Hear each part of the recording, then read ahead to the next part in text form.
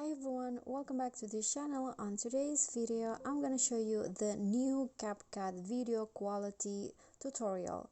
So here I have already add a clips, and next what you need to do is just add this overlay. Click on add overlay and then photos, and then add this picture overlay. You can screenshot it if you want.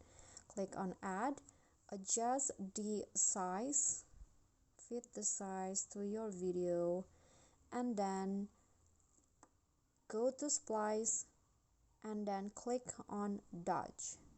Oops, this one. Click on the check icon and then go to video effects, find the distortion category, and then select the ripple distortion, this one.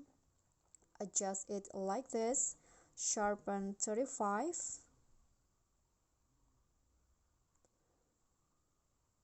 oops, and then the blur set it into 45, size 0, speed, intensity, and twist also 0. And then after that, just go back, click on a check icon, set it for all of the clips and also the overlay, and then you are done. So here is the result.